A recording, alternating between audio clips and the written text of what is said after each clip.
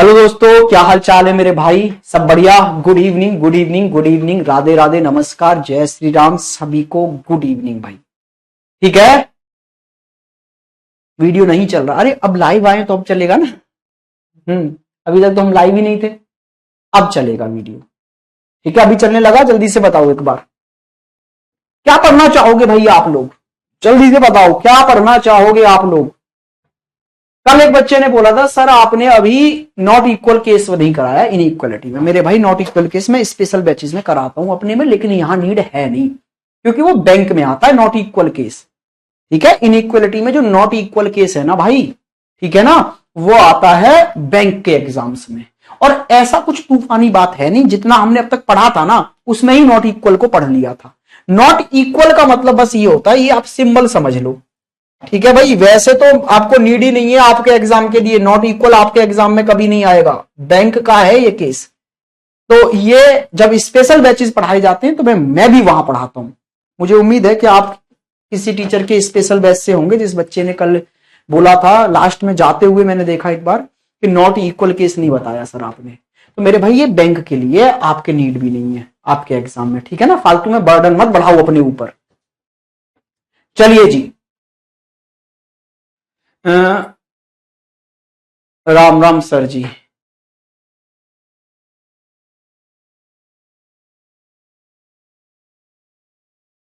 हाँ जी रंजीत, मेरी किताब आ गया है मेरे भाई। मेरी किताब मैं डेली बोलता हूं तुम लोगों को। आप लोग कहां रहते हो हैं? बिल्कुल आ गई है मेरी किताब। आप लोग मेरी किताब फ्लिपकार्ट से जाके ऑर्डर कर सकते हैं। और फ्लिपकार्ट से ऑर्डर आप करेंगे, बुक का नाम है रीजनिंग सुपर 100। ठीक है, ब्लू कलर का आपको फ्रंट पेज मिल जाएगा जिस पर राकेश सर का फोटो लगा होगा। आप वहां से ऑर्डर कर सकते हैं। और अगर आपको वहां से वो बुक नहीं मिल रही है, कोई कंफ्यूजन हो रहा है, तो कोई उल्टी सीधी किताब ऑर्डर मत कर देना। फिर मेरे को इंस्टाग्राम पे मैसेज कर देना। ये मेरी आईडी है, भारत भूषण 204, 20 नहीं 204 भाई। ठीक है, आप इस पर मुझे मैसेज करेंगे तो मैं आपको लिंक भेज दूंगा। I am from Bihar sir. Thank you sir ji. Sir math की क्लास अपलोड नहीं करी है 31 अक्टूबर वाली। भाई ये मेरा काम नहीं है ना, मैं तो ना करूंगा। सर आपकी बुक अमेजन से ऑर्डर करी है। Very good very good. हाँ जी अमेजन से करी है, चलो कोई नहीं। Love you sir, love you मेरे भाई। चलो भैया स्टार्ट कर देते हैं जी, स्टार्ट कर देते हैं भाई। बस बस बस स्टार्ट कर देते हैं पढ़ना। और आज हम आपको पढ़ाएंगे blood relation, most important chapter, most important chapter. आपको मजा आने वाला है भाई, ये मेरी गारंटी है। मेरी गारंटी है, आप कहीं से भी पढ़ें, कैसे भी पढ़ें, बहुत मजा आएगा। बस सारे कंफ्यूजन जितने भी आपके आज तक होंगे ना, सारे दूर हो जाएंगे। ठीक है, आज का जो चैप्टर रहेगा वो रहेगा आपका ब्लड रिलेशन।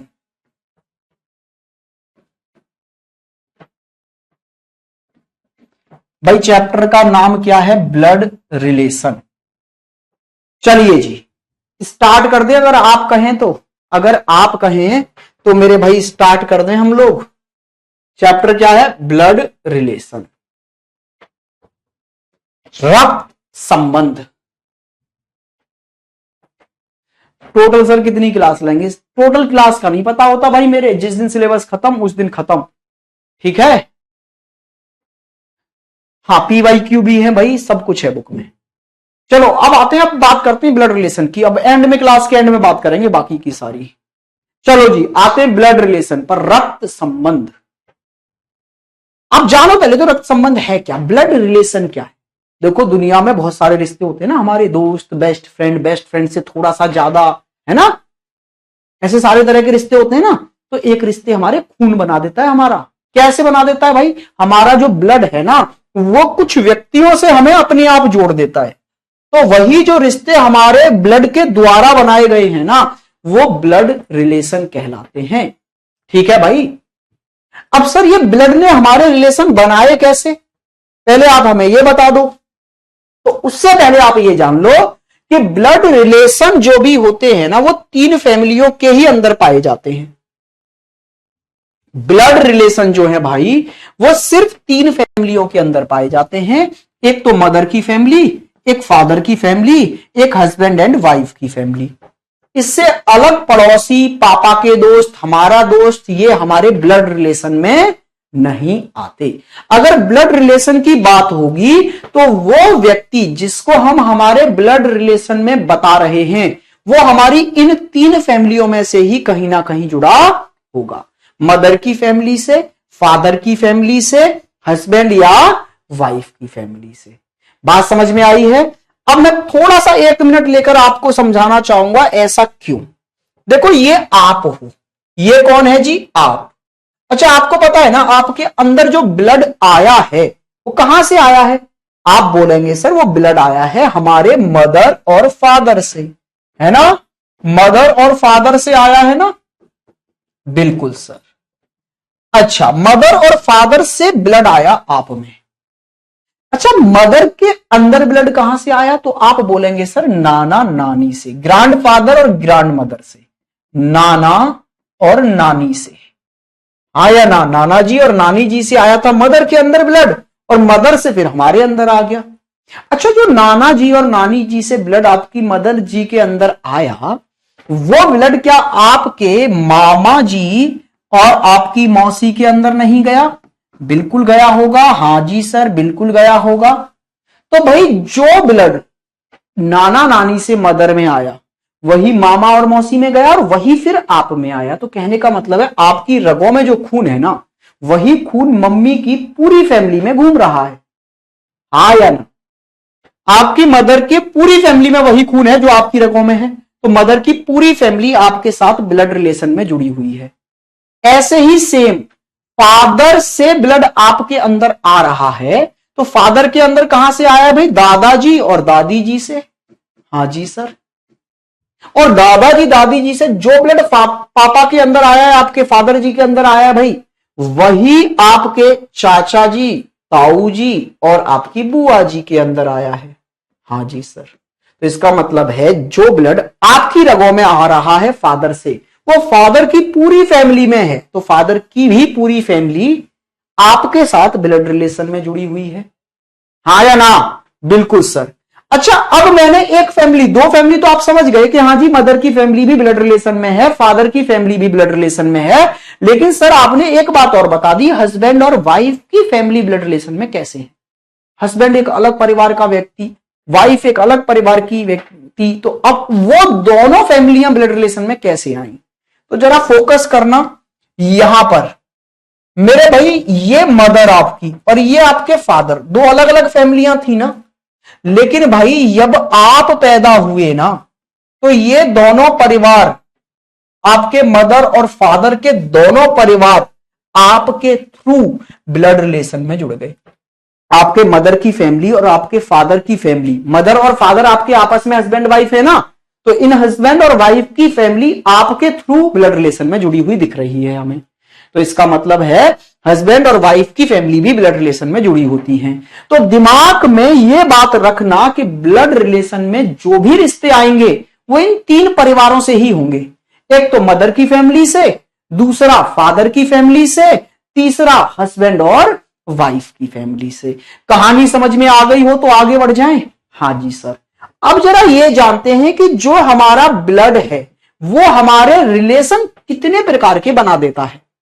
ये तो समझ में आ गया सर किस किस फैमिली में ब्लड रिलेशन बनाता है, लेकिन कितने प्रकार के बनाता है? तो ब्लड बनाता है 2 प्रकार के रिलेशन। एक तो मेरे भाई डायरेक्ट रिलेशन होते हैं और एक होते हैं इनडायरेक्ट रिलेशन। अच्छा सर, डायरेक्ट रिलेशन कैसे होते हैं? भाई जिनसे हमारा खून सीधे सीधे जुड़ा है। ठीक है भाई, जो रिश्ते हमसे सीधे सीधे आके जुड़े हैं ना वो हमारी लाइफ के डायरेक्ट रिलेशन है। कैसे रिलेशन है? डायरेक्ट रिलेशन है जो हमसे सीधे सीधे आके जुड़े हैं। आज मैं तुमको बस इस चैप्टर का बेसिक पढ़ा के जाऊंगा। कल से हम टाइप 1 टाइप 2 ऐसे स्टार्ट करेंगे। लेकिन जिस बच्चे ने बेसिक नहीं पढ़ा ना, समझ जाइए फिर उनके आगे कुछ समझ में नहीं आएगा।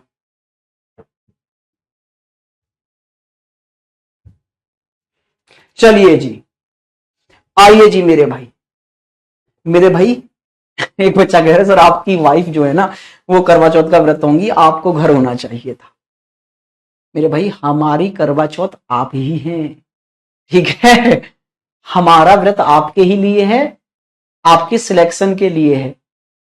ठीक है, चलिए यहां ध्यान दो। अभी तो एक होता है डायरेक्ट रिलेशन और एक होता है मेरे भाई इनडायरेक्ट। इनडायरेक्ट क्या मतलब है? जो रिश्ते सीधे सीधे हमसे नहीं जुड़े होते वो इनडायरेक्ट रिलेशन कहलाते हैं। तो पहले हम डायरेक्ट रिलेशन के बारे में अगर जाने तो 8 रिश्ते ऐसे हैं इस दुनिया में, सिर्फ 8 ही रिश्ते हैं जो हमसे सीधे जुड़े हुए हैं। और वो 8 रिश्ते कौन कौन से हैं मेरे भाई? ये रहे वो 8 रिश्ते। ध्यान से देखो, जो रिश्ते हमसे सीधे जुड़े होते हैं वो क्या कहलाते हैं? डायरेक्ट रिश्ते। और ये डायरेक्ट रिश्ते सिर्फ कितने हैं मेरे भाई? 8 हैं। ठीक है, आइए जी आइए। अरे नहीं भैया, इधर ध्यान दो।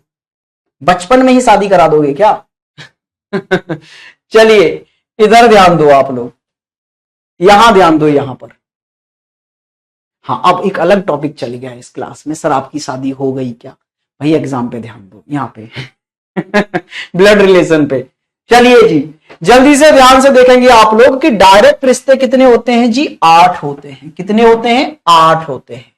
और ये 8 कौन कौन से हैं उस चीज पर ध्यान देंगे आप। पहला, मदर का रिश्ता हमसे सीधे जुड़ा है, फादर का रिश्ता हमसे सीधे जुड़ा है, ब्रदर भाई का रिश्ता हमसे सीधे जुड़ा है, सिस्टर बहन का रिश्ता हमसे सीधे जुड़ा है, हस्बैंड और वाइफ के रिश्ते भी सीधे ही जुड़े होते हैं, और डॉटर पुत्री और सन पुत्र के रिश्ते भी सीधे जुड़े होते हैं। तो 8 रिश्ते कौन कौन से हैं?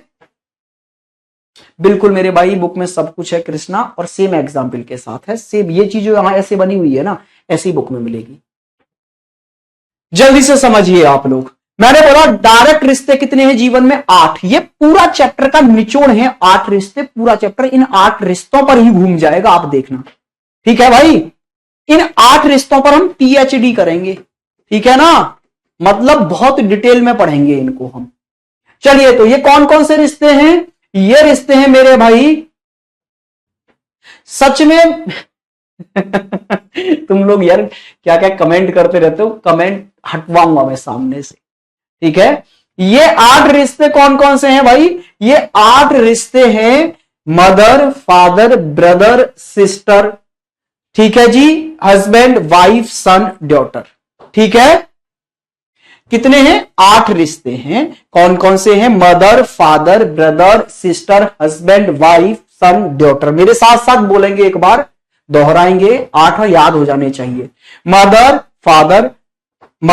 Father, brother, sister, husband, wife, son, daughter. Mother, father, brother, sister, husband, wife, son, daughter.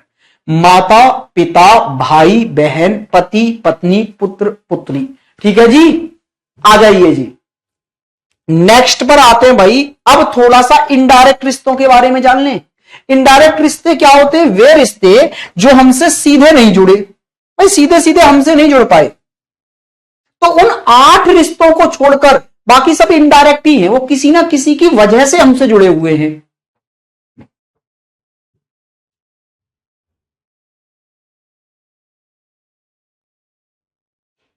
चलिए चलिए चलिए चलिए, यहां ध्यान दीजिए। तो वे रिश्ते जो सीधे सीधे हमसे नहीं जुड़े हुए, जो रिश्ते सीधे सीधे हमसे नहीं जुड़े, वो इनडायरेक्ट रिश्ते। एक एग्जाम्पल से समझाता हूं। जैसे आपकी लाइफ में आपकी भाभी का रिश्ता, ये स्मार्ट से आप हैं, ठीक है, और ये आपकी भाभी है। भाई आपकी लाइफ में आपकी भाभी का रिश्ता कब आएगा? क्या सीधे सीधे जुड़ा हुआ है? अच्छा, जिन बच्चों के भाई नहीं होते, जो अकेले होते हैं, क्या उनके जीवन में भाभी का रिश्ता आता है? नहीं ना। तो जिन बच्चों के भाई होते हैं, वो भाई जिससे शादी करते हैं, मींस भाई की जो वाइफ होती है ना, वो आपकी भाभी बनती है। तो ये भाभी का रिश्ता आपकी लाइफ में किसी थर्ड पर्सन की वजह से जुड़ा है। हाँ जी सर, तो ये कहलाएगा इनडायरेक्ट रिश्ता, जिसमें बीच में एक बिचौलिया जरूर दिखाई दे, जो सीधे सीधे हमसे ना जुड़ा हो, वो कहलाता है इनडायरेक्ट रिश्ता। तो 8 डायरेक्ट रिश्तों को छोड़ दो जो अभी हमने देखे, बाकी सब दुनिया के रिश्ते कैसे हैं? इनडायरेक्ट हैं। ठीक है, तो कुछ मैं एग्जाम्पल के तौर पर यहां लेके आया हूं, दुनिया के जो भी इनडायरेक्ट रिश्ते हैं उनकी एक लिस्ट बना के ले आया हूं। तो अगर मैं बात करूं ना इनडायरेक्ट रिश्तों की, इनकी मेरे भाई इनडायरेक्ट रिश्तों की, तो इनडायरेक्ट रिलेशन होते हैं दो प्रकार के खुद में। देखो, एक तो रिश्ते जुड़े होते हैं पिता की तरफ से और एक रिश्ते जुड़े होते हैं माता की तरफ से। तो भैया जो मदर की तरफ से जुड़े होते हैं ना उनको हम कहते हैं मैटरनल, मैटरनल रिलेशन, और जो पिता की तरफ से जुड़े होते हैं ना उनको हम कहते हैं पैटर्नल, पैटर्नल रिलेशन। माता की तरफ से मींस मातृ पक्ष से, मातृ पक्ष से जो जुड़ते हैं उनको हम मैटरनल, और जो पिताजी की तरफ से मतलब पितृपक्ष से, पितृपक्ष से जो जुड़ते हैं ना उनको कहते हैं पैटर्नल। चलो जी, अब एक नजर में जल्दी जल्दी हम सारे रिश्ते देख लेते हैं। देखो, मैं पहले ही बता रहा हूं इस चैप्टर में हिंदी और इंग्लिश आपको दोनों लैंग्वेज आनी चाहिए रिश्तों की, तो मैं लिख लाया हूं। आपको पता होना चाहिए कि किस रिश्ते को इंग्लिश में क्या कहते हैं और हिंदी में क्या कहते हैं। हिंदी वाले बच्चों कभी कभी इंग्लिश में ही लिखा आ जाता है। इंग्लिश का मतलब है जैसे वो लिख देगा ग्रैंड फादर, तो ऐसे लिख देगा, ठीक है, ग्रैंड फादर, बस लो हो गई हिंदी। तो ये आपको पता होना चाहिए। तो इंग्लिश और हिंदी दोनों में कमांड करके चलना है अभी। चलिए जी, यहां पर ध्यान से देखिए भाई, ये बोल रहा है ग्रेट ग्रैंडफादर। ग्रेट ग्रैंडफादर मतलब ये भी दो प्रकार के, पर दादा और पर नाना। ग्रेट ग्रैंडफादर होते हैं पर दादा या पर नाना, मतलब दादा के पिता या नाना के पिता। तो ये दो तरफ से जुड़े होंगे ना, एक तो मम्मी की तरफ से पर नाना, एक पापा की तरफ से पर दादा।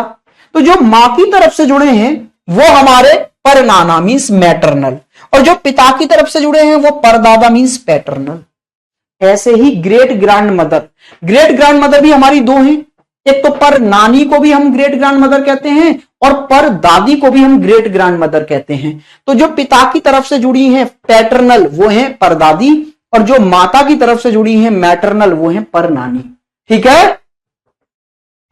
आइए जी, नेक्स्ट में आते हैं ग्रैंड फादर। तो ग्रैंड फादर भी दो होते हैं, एक पैटर्नल और एक मैटरनल, मींस दादा और नाना। पैटर्नल है तो दादा, मैटरनल है तो नाना। अच्छा, ग्रैंड मदर, ग्रैंड मदर भी दो होती है मेरे भाई, पिता की तरफ से दादी और मां की तरफ से नानी। नेक्स्ट पर आ जाइए, एक बार ये लिस्ट देख लो ना कौन कौन से रिश्ते हमारे को यहां देखने को मिलेंगे, ठीक है जी। यहां आइए अंकल। भाई अंकल भी दो ही प्रकार के होते हैं, एक तो मैटरनल और एक होते हैं पैटर्नल। जो मां की तरफ से जुड़े हुए हैं वो मैटरनल और जो पिता की तरफ से जुड़े हुए हैं वो पैटर्नल। तो जैसे मां के भाई, मुख्य रूप से तो मां के भाई को हम मैटरनल अंकल कहते हैं, मामा, लेकिन मौसा भी आप बोल सकते हो इसमें, मौसा। ऐसे ही पैटर्नल में चाचा और ताऊ आते हैं। वैसे तो अगर आ जाए ना मैटरनल अंकल तो दिमाग में मामा ही आना चाहिए, कभी कभी रेयरली मौसा के बारे में बात होगी। ऐसे ही पैटर्नल अंकल तो चाचा ताऊ, लेकिन अलग लिख देना फूफा जी भी अगर आएंगे तो यहीं पर आएंगे, और कहां आ सकते हैं, पिताजी की तरफ से जुड़े हैं हमसे फूफा।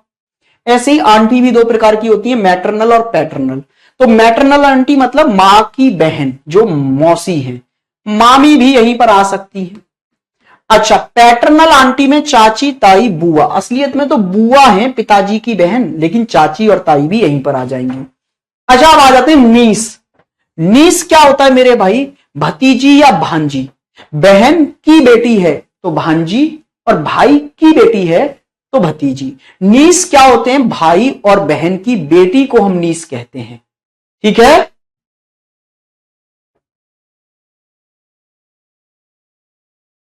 मेरे भाई ग्रेट लगाते हैं, जितनी जनरेशन ऊपर जानी है ना उस पर ग्रेट ग्रेट ग्रेट ग्रैंडफादर बोल दे।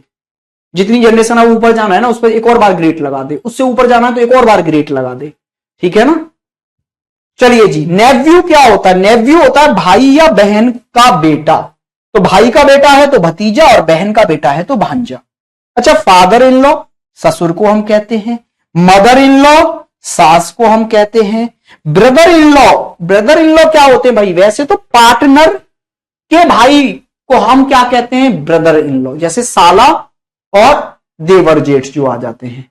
लेकिन जीजा भी आ जाता है भाई, साला देवर जेठ सब इसमें आ जाते हैं। सिस्टर इन लॉ में, असलियत में तो सिस्टर इन लॉ होती है पार्टनर की बहन, जिसमें ननद और मेरे भाई साली दो ये शब्द आते हैं। लेकिन भाभी देवरानी जेठानी ये भी सिस्टर इन लॉ ही है। अच्छा, son in law, son in law means दामाद। नेक्स्ट रिश्ता देखिए भाई, सन इन लॉ आ ही गया है दामाद। डॉटर इन लॉ बहू, बहू मीन्स आपके सन की वाइफ, ठीक है, पुत्र वधु, बहू क्या होती है, पुत्र वधु, ठीक है भाई। कजिन क्या होते हैं, सगे भाई बहनों को छोड़ दो, बाकी अपने अंकल आंटी के जितने भी भाई बहन हैं आपके वो सब कजिन हैं, ठीक है भैया।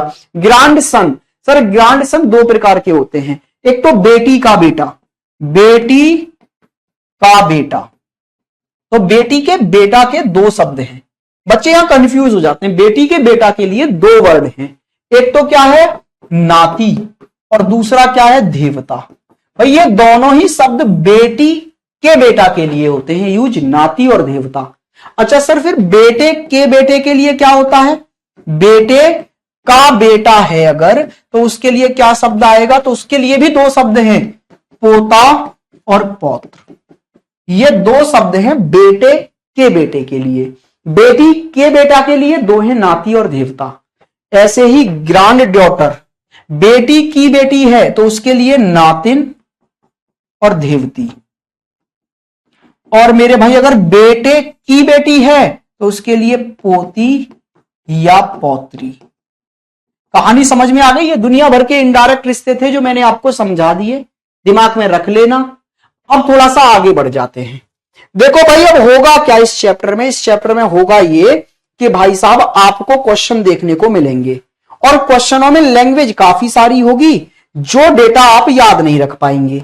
देखो इतना सारा डेटा है, PQRSTU, परिवार में 6 लोग हैं और उनके बारे में बताया कौन किसका क्या लगेगा, कौन किसका क्या लगेगा, और एंड में बोल देगा कि R का T से क्या रिलेशन है, आप हमको ये बता दो, ठीक है भाई। तो क्या आप क्वेश्चन को पढ़ते पढ़ते एंड तक ये याद रख पाएंगे कि RT का क्या था, नहीं निकाल पाएंगे। इसका मतलब है हमको ये पूरी लैंग्वेज याद ही नहीं रहेगी। फिर क्या करते हैं, इस लैंग्वेज में जो भी रिलेशन बताए गए हैं उनको शॉर्ट में लिख लेते हैं, और उनको शॉर्ट में लिखना, रिलेशन को शॉर्ट में दर्शाना ही कहलाता है फैमिली ट्री बनाना। कि भैया हमने एक ट्री बना लिया परिवार का, कि उसको हमको सिंबल्स की मदद से हमने रिश्तों को दर्शा दिया। तो भैया इस पूरी कहानी को शॉर्ट में लिखना है, तो शॉर्ट में लिखने के लिए कुछ सिंबल भी तो होते होंगे, वो सिंबल भी तो पता होने चाहिए हमको। भाई कोई किसी का पिता है तो भाई पिता है तो पिता का सिंबल क्या है, कैसे बनाऊं पिता है। कोई मदर है तो सिंबल क्या है। तो भैया फिर हमको इन रिश्तों को दर्शाने के लिए अगर शॉर्ट में दर्शाने हैं तो हमें इनके सिंबल पता होने चाहिए, और वो जो सिंबल की मदद से बनेगा शॉर्ट नोट्स जिसको हम कह देंगे वो कहलाता है हमारा फैमिली ट्री, है ना। आप लोगों ने स्कूल में बनाया होगा जरूर एक फैमिली ट्री। चलिए जी, तो अब हम स्टार्ट करते हैं फैमिली ट्री बनाने की प्रक्रिया, सीखते हैं, सिंबल जानते हैं। अच्छा मैंने क्या कहा, दुनिया का सारे रिश्ते इन 8 डायरेक्ट रिश्तों से ही बने थे। किससे, डायरेक्ट रिलेशनों से ही बने हैं। तो डायरेक्ट रिश्तों के अगर मैं रिलेशन बनाना सीख गया, अगर डायरेक्ट रिश्तों को दर्शाना सीख गया, तो मान लो दुनिया का हर रिश्ता मैंने बनाना सीख लिया। कौन कौन से थे ये डायरेक्ट रिश्ते, तो आप बोलेंगे मदर, हाँ जी सर, फादर, हाँ जी sir, brother, sister, husband, wife, son और डॉटर। बिल्कुल सर, यही 8 तो थे। अच्छा दुनिया का कोई भी इनडायरेक्ट रिश्ता सोचो, जो हमने अभी इनडायरेक्ट पढ़े ना, उनमें से कोई भी रिश्ता सोच लो आप, मैं इन 8 से ही बना के दिखा दूंगा। जैसे आपके दिमाग में आएगा फूफा, बोले सर फूफा कैसे बने होंगे, तो भाई फूफा देखो इनसे कैसे बनेंगे, इन 8 से ही। देखो फादर रहे होंगे, फादर की सिस्टर रही होंगी और सिस्टर के हस्बैंड, पिता की बहन बुआ और उनके पति फूफा, ठीक है जी सर। आप बोलो सर नाना बनाओ, नाना, तो नाना कैसे बनेंगे, मदर और मदर के फादर, नाना बन गए।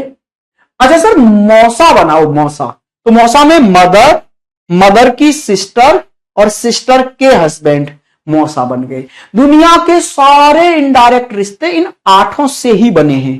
तो क्यों ना मैं इन 8 रिश्तों को ही दर्शाना सीख लूं। तो अगर मुझे ये दर्शाने आ गए ना भाई, तो फिर समझ जाइए फिर मैं किसी भी रिश्ते को दर्शा सकता हूं। तो मुझे इन 8 रिश्तों को दर्शाना सीखना है। तो सबसे पहले जब आप किसी भी रिश्ते को दर्शाने जा रहे हो, तो उससे पहले आपको जेंडर को दर्शाना आना चाहिए कि मेल है या फीमेल है। भाई हर रिश्ता मेल या फीमेल में ही तो होता है, तो आपको मेल या फीमेल को सबसे पहले दर्शाना सीखना पड़ेगा। Yes sir. तो सबसे पहले हम जानते हैं मेल और फीमेल का सिंबल। देखो आप प्लस माइनस भी यूज कर सकते हैं, आप कुछ भी यूज कर सकते हैं, सर्कल ट्रायंगल यूज कर सकते हैं, आप कुछ भी यूज कर सकते हैं। वो एक सिंबल मात्र है सिर्फ, जिससे हमें यह पता चल रहा है कि ये पुरुष है और ये महिला है। तो मैं आपको इस चैप्टर में मेल के लिए क्या यूज करूंगा, स्क्वायर यूज करूंगा भाई, और फीमेल के लिए सर्कल यूज करूंगा।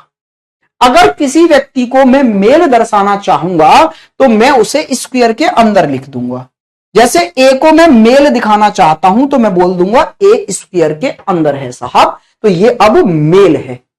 अच्छा, अगर मैं ए को फीमेल दर्शाना चाहूंगा तो मैं ए को सर्कल के अंदर रख दूंगा और मैं कहूंगा अब ये मेरे लिए क्या है, फीमेल है।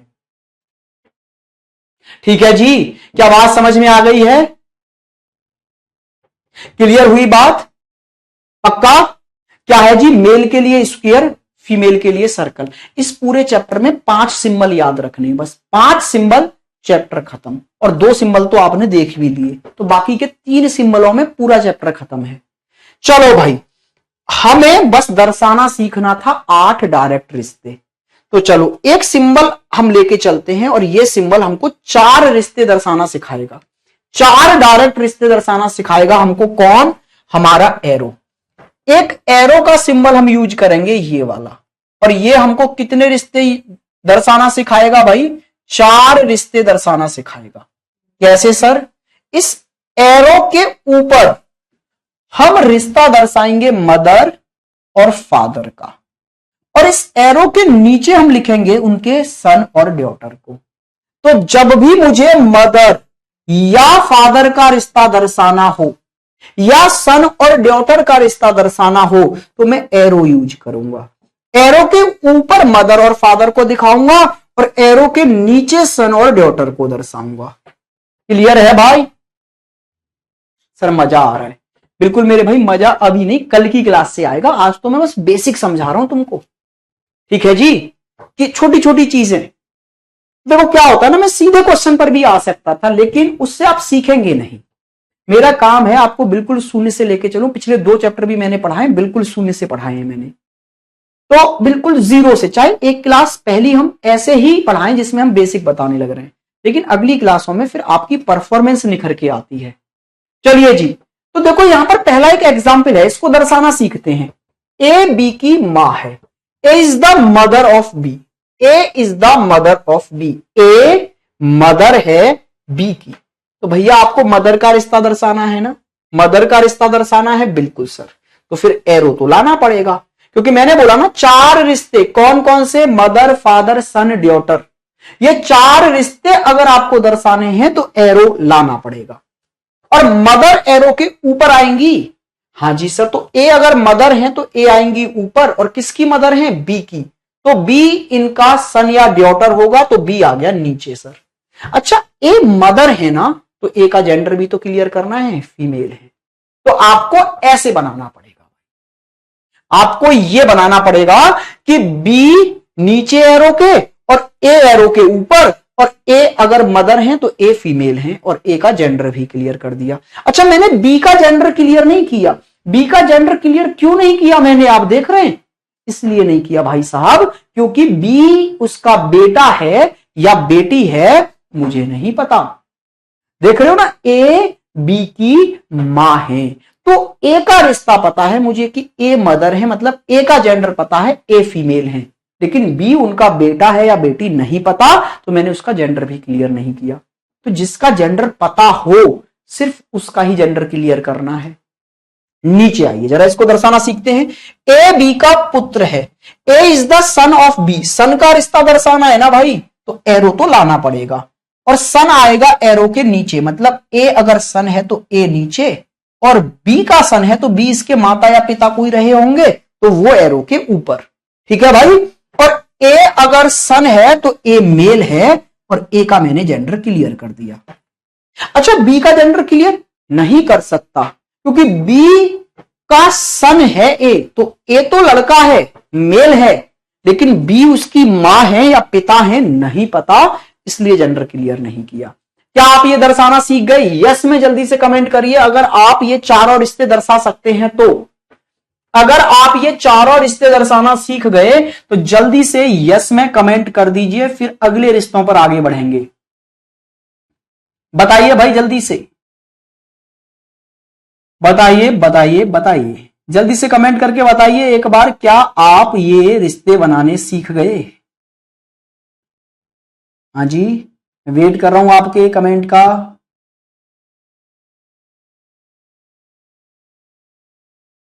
बेटा एरो ऊपर और नीचे उससे कोई मतलब नहीं है कि इसका फेस ऊपर है कि नीचे, उससे कोई फर्क नहीं पड़ता। Yes sir, yes sir, yes sir, yes sir. आइए जी नेक्स्ट पर चलते हैं भाई।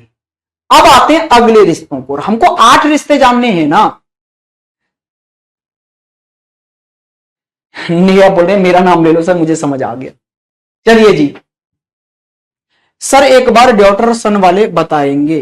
बेटा अगर डॉटर वाला होता कि A is the daughter of B, अगर यहां ये होता A is the daughter of B, A is the daughter of B, A is the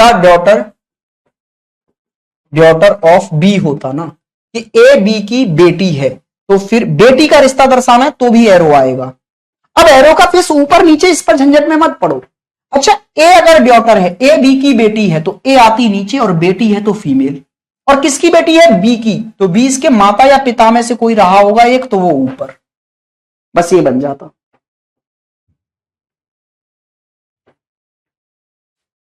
चलिए जी अब जरा देखिए भाई, भाई और बहन का रिश्ता दर्शाना सीखिए। घर में बोलते हैं ना कि भैया हमारे यहां तो भाई बहन बराबर हैं, भाई बहन बराबर हैं, भाई बहन बराबर हैं। तो जब घरों में भाई बहन को बराबर माना जाता है तो हम भी बराबर ही मानेंगे। इसका मतलब है हमारे लिए भी भाई बहन का रिश्ता दर्शाने के लिए हम बराबर वाला ही सिंबल इज इक्वल टू का साइन ही यूज करेंगे। सर आप बहुत अच्छा पढ़ाते हो, धन्यवाद जी। एक बच्चा बोला डेंजर पढ़ाते हो सर। चलिए चलिए चलिए, बस बस बस बस, यहां ध्यान दो। अभी रुक जाओ भैया, अभी आपका टेस्ट होगा कि आप सीखे कि नहीं सीखे, इसलिए ध्यान से सीखो। ए बी का भाई है, A is the brother of B, तो भाई का रिश्ता दर्शाना है ना ब्रदर का, तो भैया बराबर का चिन्ह तो आएगा। अब इसके एक तरफ ए लिख दो, एक तरफ बी। अब किधर ए लिखना है किधर बी, उससे कोई फर्क नहीं पड़ता। मैंने इधर ए लिख दिया और इधर बी लिख दिया। मेरा मन करता तो लो मैं इधर ए लिख दे रहा हूं, इधर बी लिख दे रहा हूं, उससे कोई फर्क नहीं पड़ता। ठीक है, ए इज द ब्रदर, ए भाई है तो ए मेल है, ए का जेंडर क्लियर है। अच्छा बी भाई है या बहन है नहीं कह सकते सर, क्वेश्चन में कुछ नहीं पता, बस इतना बताया था ए बी का भाई है, तो ए भाई हुआ, ए मेल है, बी का जेंडर नहीं पता, तो मैंने जेंडर क्लियर किया भी नहीं। आइए जी इस पर, ए और बी बहनें हैं, A and B are sisters.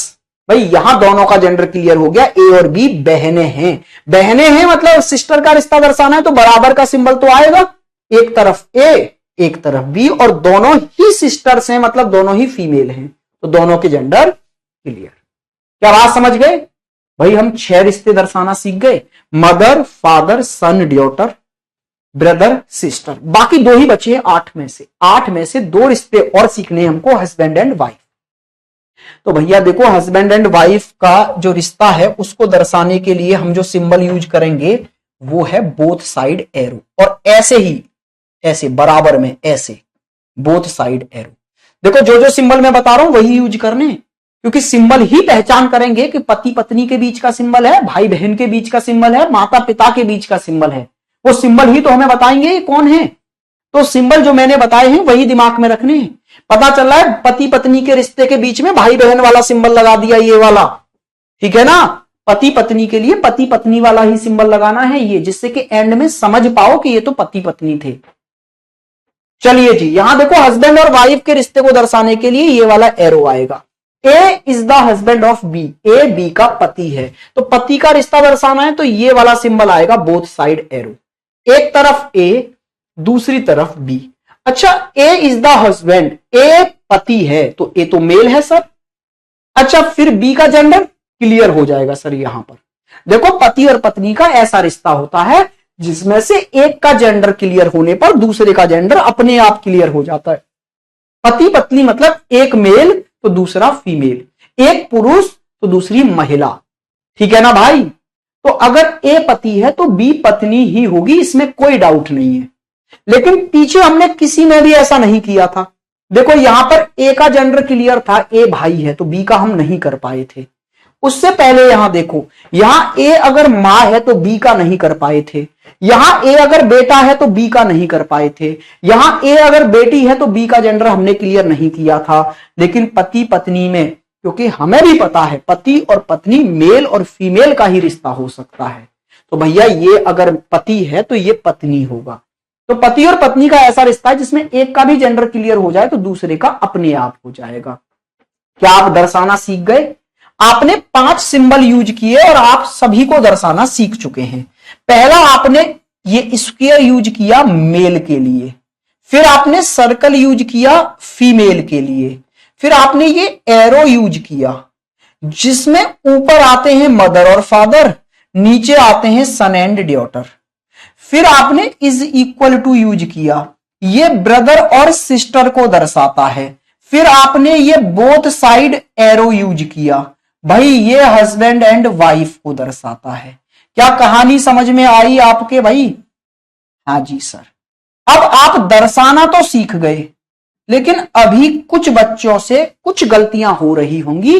कौन ऊपर, कौन नीचे, कौन बराबर, कौन कहां बैठेगा।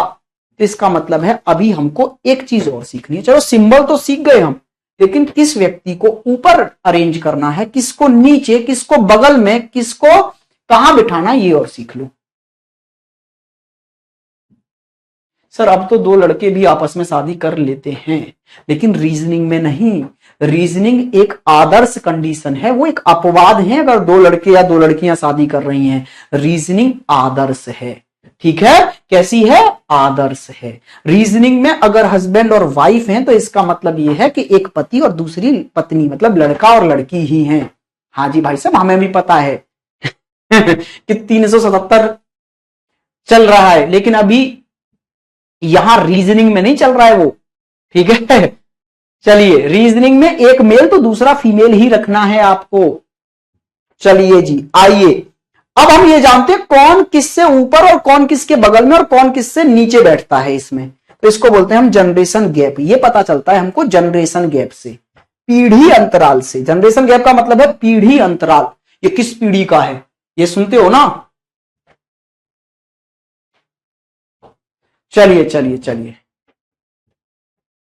आइए जी, ध्यान से देखेंगे भाई साहब, देखेंगे यहां। देखो भैया, ये मैं नहीं, अब ये आप हो, तब आप समझेंगे। ये आप हैं भाई साहब, ये आप, ये आपके भाई, ये आपकी बहन, ये आपके कजिन, ये आपके ब्रदर इन लॉ, ये आपके सिस्टर इन लॉ, आपके हस्बैंड, ये आपके वाइफ। अच्छा, ये सब लोग आपकी ही जनरेशन के तो हैं भाई। किसी के भाई या बहन, किसी के भाई या बहन उससे ऊपर या नीचे वाली जनरेशन में आते हैं क्या? भाई बहन कजिन सारे हमारी जनरेशन के। तो अगर मैं बात करूं मेरे भाई बहन, तो मेरी ही जनरेशन के तो होंगे, या मुझसे 50-60 साल पुराने या 50-60 साल बाद पैदा होंगे भाई बहन? नहीं ना। भाई बहन का मतलब होता है एक ही जनरेशन के लोग। तो ये सब हमारी ही जनरेशन के हैं। और जो एक जनरेशन के लोग होते हैं ना, वो एक हॉरिजॉन्टल लाइन में, एक क्षैतिज लाइन में लिखे जाते हैं, मतलब बराबर में लिखे जाते हैं। जब भी आप फैमिली ट्री अरेंज करोगे, जब भी डायग्राम बनाओगे ना, तो एक जनरेशन के लोग हमेशा एक बराबर लाइन में लिखे जाएंगे, ठीक है भाई। तो जब ये हमारी ही जनरेशन के लोग हैं तो इनसे हमारे साथ कोई गैप नहीं होगा, तो इनमें गैप होता है 0, तो इनको बोला जाता है 0 जनरेशन। ये मेरी वाली जनरेशन मींस आपकी जनरेशन आपके लिए 0 जनरेशन है। अच्छा, अब अगर मैं आपकी जनरेशन से एक ऊपर जाऊं, आपसे एक पीढ़ी अगर ऊपर जाता हूं, तो वहां कौन नजर आएगा मुझे? आपके पिताजी, माताजी, आपके अंकल, आपकी आंटी, आपके ससुर, आपकी सास, ये लोग नजर आएंगे आपकी एक जनरेशन ऊपर जाने पर। Mother, father, uncle, aunty, mother in law, ठीक है, मदर इन लॉ और फादर इन लॉ। हाँ जी सर, बिल्कुल सर। तो ये आपसे एक जनरेशन ऊपर है, इसलिए ये +1 जनरेशन कहलाती है। लेकिन ये सब लोग आपस में तो एक ही जनरेशन के हैं ना, आपस में एक जनरेशन के हैं, तो इसलिए ये आपस में बराबर में बैठेंगे। जैसे आपके पिताजी आपसे तो ऊपर आएंगे एक, लेकिन आपके अंकल के साथ वो उसी बराबर वाली लाइन में बिठाए जाएंगे, ठीक है भाई। अगर मैं बात करूं भाई आपके ग्रैंडफादर और ग्रैंड मदर की, तो वो आपकी जनरेशन से 2 जनरेशन ऊपर आते हैं, इसलिए इनको +2 जनरेशन कहा जाता है। अच्छा, अब जरा उनसे ऊपर चले जाओगे, ग्रेट ग्रैंड फादर या ग्रेट ग्रैंड मदर, तो वो +3 कहलाएंगे। अच्छा, जरा अपनी जनरेशन से नीचे आओ, तो आपकी जनरेशन से नीचे जो आएंगे, एक पीढ़ी आपसे नीचे जाएंगे, तो आपके बच्चे, आपके भतीजे, आपके भांजे, आपकी भांजी, ये लोग आएंगे, आपकी बहू, आपके दामाद, ये लोग आएंगे आपसे एक जनरेशन नीचे, तो वो -1 कहलाएंगे। अच्छा, उनसे भी नीचे चले जाओगे, उनके भी बच्चों पर, तो ग्रैंड सन या ग्रैंड डॉटर, तो वो आपसे 2 जनरेशन नीचे आएंगे -2 पर। मुझे उम्मीद है आप समझ गए कौन कितना ऊपर, कौन कितना नीचे, कौन बराबर में। ठीक है भाई, क्लियर हुई बात? चलिए जी, आते हैं जी नेक्स्ट पर। नेक्स्ट क्वेश्चन, अब यहां से थोड़ा सा हम छोटी छोटी वन लाइनर पे आते हैं। मैं देखता हूं कि आप लोग बनाना फैमिली ट्री सीखे या नहीं। छोटे छोटे क्वेश्चनों के फैमिली ट्री बना के मुझे बताइए। ये आपसे बोल रहा है ए बी का ग्रैंडफादर है, A is the grandfather of B. आपको अब ये डायग्राम बना के देखो, आप पहले बना के देखो अपनी रफ कॉपी पर, फिर मैं बनाऊंगा तो आप चेक करना और अपनी गलती बताना कि हां सर गलती हुई या सही था, और ईमानदारी से, क्योंकि मुझे लगेगा अगर सब बोल देंगे सही है सही है सही है, तो मुझे लगेगा सबको आ गया, फिर मैं प्रैक्टिस नहीं कराऊंगा। अगर आपसे गलतियां हो रही हैं तो बताना, फिर मुझे लगेगा प्रैक्टिस की नीड है, तो थोड़ी सी और प्रैक्टिस करा देते हैं इन चीजों की।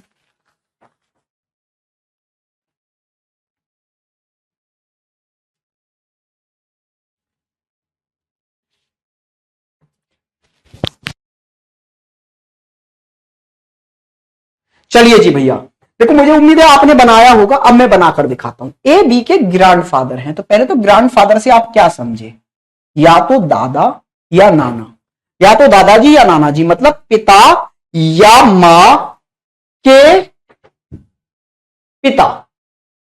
तो मेरे भाई इसका मतलब है ए बी के पिता नाना या दादा हैं, तो बी के माता पिता, अब कौन आएंगे नहीं पता, बी के माता या पिता के पिता हैं ए, तो ये हुए ग्रैंडफादर। अच्छा, कुछ बच्चों ने सीधे सीधे ऐसे लिख दिया होगा, ऐसे, भाई गलत है, ये तो फादर हो गए। कुछ बच्चों ने यहां +2 लिख दिया होगा, ना जी ना। अगर आप फैमिली ट्री बना रहे हैं तो प्रॉपर वे में ऐसे जगह छोड़ेंगे, क्योंकि क्वेश्चन में आगे जाके अगर ये आ जाए कि सी ए का बेटा है, तो सी ए का बेटा है, उसके लिए जगह तो छोड़ो अरेंज करने के लिए। तो ग्रैंडफादर है तो आपको ऐसे बनाना है, बी के माता या पिता, और फिर उनके फादर हैं ए। बात समझ में आ गई है? क्लियर है? आइए जी नेक्स्ट, जरा इसको करके दिखाइए। पी क्यू का ससुर है, पी क्यू का ससुर है, P is the father in law of Q, P Q के फादर इन लॉ है, P is the father in law of Q. बताइए जल्दी से। बहुत बढ़िया भाई, जिनका सही है बहुत सुंदर, इसको बनाइए जल्दी से। एक बच्चा कह रहा है मैंने सही लिखा था, मम्मी कसम। चलिए जी, very good very good very good, इसको बनाइए जल्दी से। मेरा रॉन्ग हो गया सर, गलत हो गया सर, मेरा गलत बनाया sir. Yes sir, ji sir. चलिए जी जल्दी से बनाइए इसको एक बार। पी क्यू का फादर इन लॉ है, तो फादर इन लॉ है किसका, क्यू का, तो आपके दिमाग में आना चाहिए फादर इन लॉ होता कौन है, पार्टनर के पिता को हम फादर इन लॉ कहते हैं ना। ससुर कौन होते हैं, पार्टनर के पिता। तो क्यू के ससुर हैं ये, तो क्यू के पार्टनर, तो क्यू के पार्टनर कौन होंगे, पति या पत्नी, हमें नहीं पता कौन होंगे, जेंडर ही नहीं पता।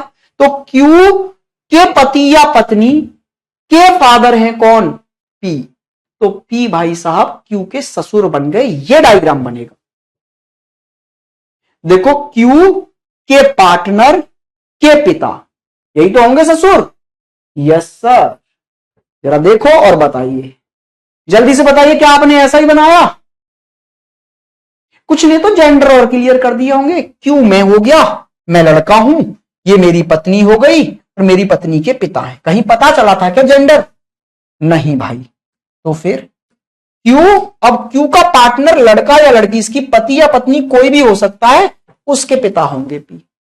ठीक है, सेम बनाया है आप लोगों ने, यस और नो। चलिए, सेम बना है तो यस, सेम नहीं बना है तो नो। नेक्स्ट क्वेश्चन, जरा ये करने की कोशिश करिए भाई, ये वाला क्वेश्चन करने की कोशिश करिए। क्यू पी का दामाद है, Q is the son in law of P, Q is the son in law of P, Q C का दामाद है। Yes sir, yes sir, no sir, no sir, ऐसा नहीं बना। मेरा गलत हो गया सर, जी मेरा सही था सर, मेरा सही था मेरे कल मेरा सही था, वेरी गुड भाई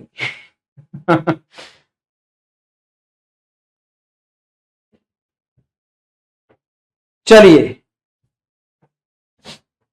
नहीं सर मेरा गलत था, no no no no, no वाले बहुत ज्यादा हैं, तो बस वही पकड़ना है आपको, बारीकियां, क्योंकि भाई ऐसे स्टेटमेंट 4-6 मिलेंगे तब क्वेश्चन बनेगा, एक स्टेटमेंट होना आएगा कभी भी एग्जाम में। ये तो मैं आपको प्रैक्टिस के लिए करा रहा हूं कि आप फैमिली ट्री बनाना सीख जाएं, क्योंकि ऐसे बहुत सारे स्टेटमेंट मिलेंगे और तब जाके क्वेश्चन तैयार होगा। चलिए जी, क्यू पी का दामाद है, Q is the son in law of P. भाई पी का दामाद बनना है क्यू को, पी का दामाद कब बनेगा? पी की बेटी, पी की बेटी से शादी करा दो, मतलब पी की बेटी का पति बना दो, किसको? क्यू को। तो पी की बेटी का पति मतलब पी का दामाद। ठीक है भाई, मेरे भाई प्लस नहीं रहेगा ससुर में, अरे मैंने प्लस, देख रहे हो ये बच्चा, ये स्क्वायर बना तो दिया मैंने, मैं प्लस और माइनस यूज नहीं कर रहा ना, ये बच्चा अभी जगह है, अचानक से बोल रहा है सर प्लस नहीं यूज किया आपने। भाई कोई जरूरी है कि मेल को दर्शाने के लिए प्लस ही यूज करें? हम कुछ भी यूज करेंगे, हम नहीं कर रहे प्लस, हम तो डिवाइड करेंगे आज से यूज, अरे वो सिंबल ही तो है भाई, हम स्क्वायर यूज कर रहे हैं मेल के लिए, फीमेल के लिए सर्कल यूज कर रहे हैं, कि पी की बेटी मतलब सर्कल और इसका पति हो गया क्यू। मेरा सही है सर, सेम है sir, yes sir, no sir. अब की बार बिल्कुल सही बना, very good very good. Sir मजा नहीं आ रहा, ओहो भाई साहब, लक्ष्मण को मजा नहीं आ रहा और इस बच्चे को पहले दिन से मजा नहीं आ रहा है, ठीक है ना। कुछ बच्चे ऐसे होते हैं, कोई दिक्कत नहीं बेटा, कोई तुमने गलत बैच ले लिया यार। अच्छा कुछ को ना शकल ही पसंद नहीं आती है टीचरों की, उन्हें पढ़ना नहीं है, इसको पहले दिन से मजा नहीं आ रहा और इसको एंड तक मजा नहीं आएगा, और फिर इसकी शक्ल देख के एग्जामिनर को मजा नहीं आएगा, बोले ना जी ना, निकालो यार, ये नहीं भाई, ये कौन आ गया। इस बच्चे को पहले दिन से मजा नहीं आ रहा, चाहे मैं कितना भी अच्छा पढ़ा दूं, अभी तो मैंने कुछ पढ़ाया नहीं है, अभी इसको मजा नहीं आ रहा, क्या करें भाई बता तू है। मुजरा करवाए यहाँ पहले थोड़ी देर, बोले कि आओ नृत्य किया आ रही है उधर से, महाराज धीराज लक्ष्मण श्री के लिए यहां पहले पेशकश होगी 10 मिनट है तब आपको मजा आएगा। चलिए जी, आइए जरा इसको बताइए, क्यू पी का नेव्यू है, Q is the nephew of P. एक से एक भाई सा बच्चा आ जाता क्लास में कभी कभी।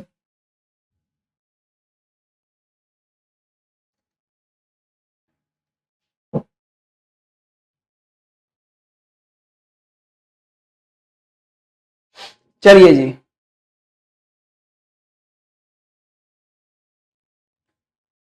सर लास्ट में कुछ क्वेश्चन देना प्लीज, आई नीड मोर। बिल्कुल दे जाऊंगा, मैं घर के लिए क्वेश्चन दे जाऊंगा काफी सारे, कोई दिक्कत नहीं।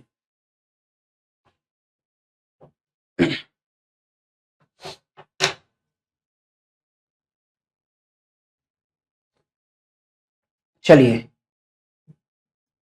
देखो भैया, नेव्यू क्या होता है, मैंने आज ही तो बताया, नेव्यू होता है भाई या बहन का बेटा, भाई या बहन के बेटे को हम नेव्यू कहते हैं। तो दर्शाओ फिर क्या इसमें, क्यू पी के भाई या बहन का बेटा है, तो पी के भाई या बहन, तो पहले भाई या बहन बनाओ, तो पी के भाई या बहन बराबर में आ जाएंगे, इधर भाई या बहन, और इनका बेटा बना दो किसको? क्यू को।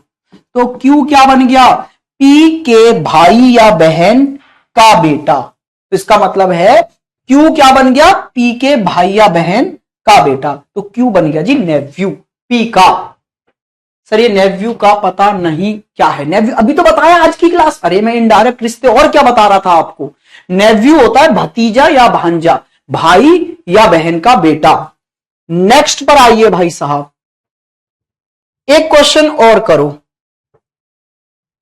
पी क्यू की मैटरनल आंटी है, पी क्यू की मैटरनल आंटी है,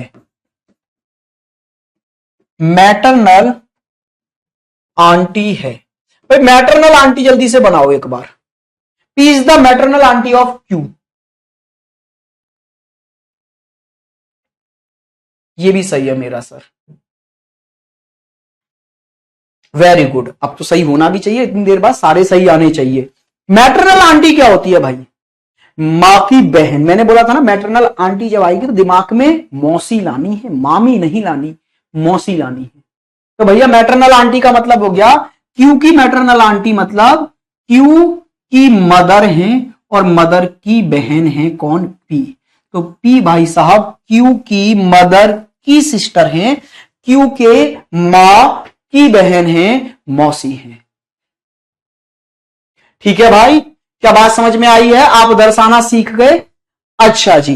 अच्छा, अगर मैं आपसे यह बोल देता कि पी क्यू के अंकल हैं, पी क्यू के अंकल हैं, अंकल हैं, तो आप कैसे बनाते? अंकल सुनते ही आपको दिमाग में दो चीजें लानी है, माता या पिता के भाई। भाई तक लाना है, मामा या चाचा ताऊ, फूफा मौसा नहीं समझने भैया। अंकल मतलब बोलते उनको भी अंकल हैं हम, लेकिन रिश्ते में जो होते हैं ना वो मां के भाई या पिता के भाई ही अंकल होते हैं हमारे। ऐसे तो हम पड़ोसी को भी अंकल बोल देते हैं, रोड चलते को भी अंकल साइड हटना, तो क्या वो अंकल थोड़ी ना हो गए हमारे? चलिए जी ध्यान से देखिए भैया, तो जब भी अंकल की बात आएगी ना तो पी क्यू के अंकल हैं, तो क्यू के माता या पिता, पी के क्यू के माता या पिता, मैंने चलो ऐसे लिख दिया माता या पिता जेंडर से, क्यू के माता या पिता के भाई बना दो पी को। तो पी क्यू के माता या पिता के भाई हैं, मतलब क्यू के अंकल हो गए ये। ठीक है, क्या सर जो आता था उसे भुला दोगे? चलिए मेरे भाई नेक्स्ट पर आइए, इसको देखिए जल्दी से, आइए जी इसको देखिए जल्दी से। बेटा अगर तेरे को बेहतर लगे तो ये सीख, नहीं तो क्लास बंद कर और मौज कर, टिकटॉक पे जाके रील देखना। ठीक है, आइए जी यहां पर देखिए, ये बोल रहा है ए बी का कजिन है। ये आपका होमवर्क है भाई, ये आपका होमवर्क है, ये आपका होमवर्क का डायग्राम है। अच्छा, अभी तक मैंने आपकी दो गलतियां पकड़ी जो आपने की होंगी, और उन गलतियों के लिए मैं एक शॉर्ट नोट लिखवा के जा रहा हूं जो आपने फैमिली ट्री बनाते हुए गलतियां की होंगी। जी की गलती की होगी भाई आपने। इसमें पहला जी क्या? जेंडर। आपने जहां जेंडर क्लियर नहीं होना था वहां भी क्लियर कर दिया होगा कई जगह, और जहां क्लियर हो रहा है वहां क्लियर नहीं किया होगा। तो एक तो आपको ध्यान रखना है फैमिली ट्री बनाते समय जेंडर का। अच्छा, दूसरा ध्यान रखना है जनरेशन गैप का, कि कौन पीढ़ी में ऊपर आता है, कौन पीढ़ी में नीचे आता है, कौन बराबर में आता है। मेरे भाई ये आपको और ध्यान रखना है, जी का ध्यान रखना है। ठीक है, अच्छा अभी मैं आपको एक चीज और बता के जा रहा हूं। कभी कभी होता क्या है कि कुछ क्वेश्चनों में ना हम लोग नाम से जेंडर क्लियर कर लेते हैं। ठीक है भाई, समझ रहे हो ना? कजिन क्या होता है भाई? कजिन होता है अंकल आंटी के बच्चे, अंकल आंटी के बच्चे को कजिन कहते हैं। ठीक है, तो अंकल आंटी बना लोगे, उनके बच्चा बना देना, कजिन बन जाएगा। अच्छा अब आइए, तो कुछ लोग क्या करते हैं क्वेश्चनों में नाम से जेंडर क्लियर कर देते हैं, तो नाम से भी जेंडर क्लियर नहीं करने आपको। ठीक है, क्योंकि कुछ नाम ऐसे होते हैं जिनसे जेंडर, अब बताना सुमन क्या नाम है भाई, विजय क्या नाम है, दुर्गेश क्या जेंडर होगा, नीरज क्या जेंडर होगा। हाँ जी, बहुत सारे ऐसे नाम हैं जिनके जेंडर, तो नाम से जेंडर नहीं क्लियर करने आपको। ठीक है जी, नाम से जेंडर नहीं क्लियर करने। अच्छा, याद रखने के लिए एक मीम्स लेके आया हूं मैं आपके लिए। ये एक मूवी थी ना, ठीक है, एक मूवी थी, कॉमेडी मूवी का सीन है ये, बहुत अच्छा, आप लोगों ने वायरल होता हुआ देखा होगा कहीं ना कहीं। ठीक है, होता क्या है, ये मूवी थी एक चुपके चुपके, शायद अच्छी शाहिद कपूर की कॉमेडी मूवी है ये। ठीक है, इसमें होता क्या है, मैं इंसिडेंट बता देता हूं यहां पर क्या हुआ था। ये तीन लोग एक कमेटी के लोग हैं, मतलब एक ही साथ हैं। ठीक है, ये तीनों।